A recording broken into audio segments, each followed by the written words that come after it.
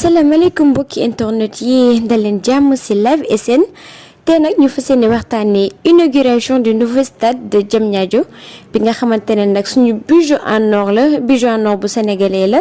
parce que yombul waaye suñu président defal nañu ko comme ni ñuy wax rek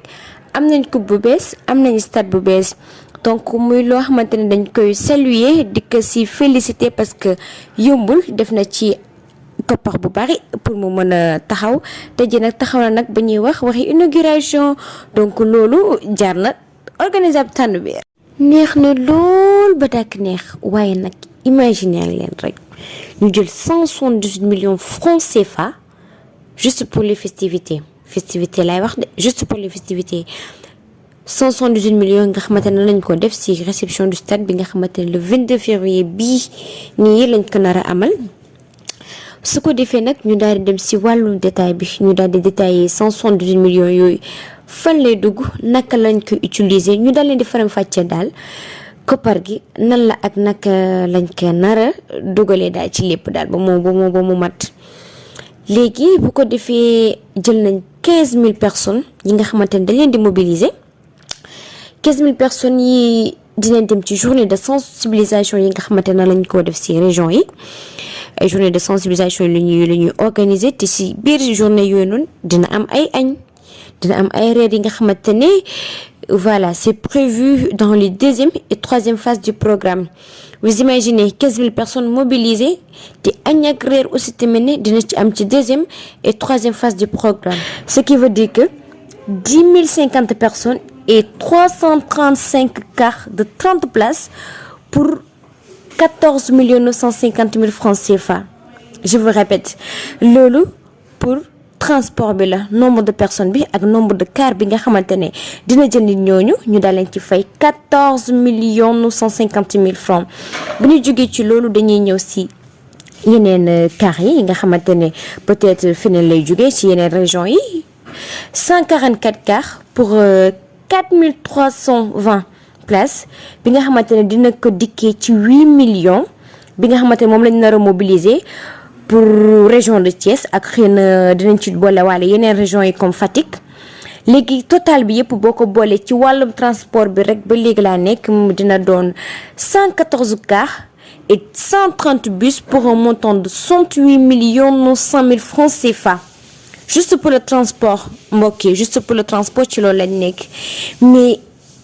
yéen est-ce que yéen a ngi seetlu somme bi ma nekk di wax nii li ma nekk di décortiquer nii est-ce que yéen a ngi ci bàyyi xel somme bi may wax waxuma ay 1000 de waxuma ay 500000 tamit ay millions laa leen di tuddal nii mais est-ce que inauguration stade kese jar na ko dëgg la neex na suñu stade la ñoo ko moom suñu bopp war nañ ko inaugurer xam nga def festivité ba mu baax xam nga inaugurer ko inauguration bu amul fenn bu toj dëgg la mais tamit na fekk tamit nga tal ko na fekk tamit amoo beneen soxla bi nga xamante ne moo gën a urgent mais seetlu leen temps yi yëpp ñu ngi fii ci ay grève professeurs yi ñu ngi grève élèves yi ñu ngi grève bu dul jeex te pourtant wax ji ça tourne autour de l'argent moom il ne peut pas satisfaire les étudiants ni les professeurs mu ngi naan day inaugurer certes kenn teru ko inaugurer mais mu def ci li nga xamante ne moo ci war mu def tamit ñee tamit li nga xamante ne moo war tamit ci ñoom parce que ñoom fayaguñ leen y a aussi tamit médecine bi gis nga suñu hôpitaux yi ça manque des équipements loolu tamit problème la dañ cee war a wax dañ cee war a investir xaalis bu bari la laajte et pourtant mu ngi fi mais dugaluñ ko ci lañ ko dugal ci ay festivités yoo xamante ne je dirais pas c'est inutile mais c'est futile am na yeneen yu ko gën a nécessaire am na yeneen yu gën a primordial yi nga xamante ne war nañ ko ci mën a def ba léegi pareegu ma parce que si transport bi laa nekkoon acca ñu dem nag ci wàllum lekk bi mooy restauration bi maintenant ñi nga xamante ne ñoom ñoo basé wu ci Dakar ñoom dinañ jot luy tolloog 50 250 000 waa Thiès ak Fatick 21 600 millions ak 4 800 000 francs CFA boo ko dajaloo lépp dina la jox la somme de 105 450 est-ce que vous imaginez 105 450 000 juste ci wàllum lekk gi pour ñi nga xamante ñoom ñooy mobiliser entre Dakar Thiès et Fatick bu ñu ñëwee tamit ci sensibilisation bi seen total mooy 4 millions contre 108 millions 900 pour le transport et 105 millions 450. Ce qui fera un budget global de 178 millions 350 000 pour ces démembrements du mouvement sportif. Khalis bu bari bi tajaloo gu bari gi yàq gu bari gi juste pour inauguration stade la ay festivité kese nag laa leen di tuddal nii waxuma leen nekk dañoo war a tabax école moo tax ñu jël 178 millions waxuma leen que dañuy jënd ay équipement yu bees pour hôpital bi wala ay machine d'analyse yu bees wala ay scanner yu bees pour hôpital non inauguration stade kese ay festivité am la ñu dajale 178 millions 350 000 francs CFA sama gars yi nañu leen xalaat vous imaginez yàq boobu noonu yëpp tey instant te ñu ngi toll ci crise bu metti suñu rakk yi jànguñu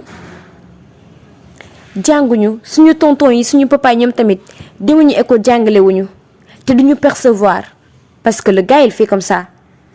boo jàngalewul doo jot et pourtant li tax ngay grève moom moo la ko teg te moom moo la war a fay et que ñi di mobiliser wu nii yëpp ils ont des frères ils ont des oncles ils ont des enfants yi nga xamante dañuy jàng ñu ngi ci éducation bi ils ont des tantes des mamans yi nga xamante ñu ngi feebar ñu ngi ci lalu hôpital mënuñu faju ndax lan question que moyen bu ñu manqué de mais moyens hôpitaux yi moyens yi nga xamante mooy nekk ci hôpitaux yi pour ñu faj nit ñi sax amuñu ko sama gars yi na leen xalaat waaw su ko defee nag mbokki internet yi te nag loolu lañ leen indiloon ci wàllum xibaar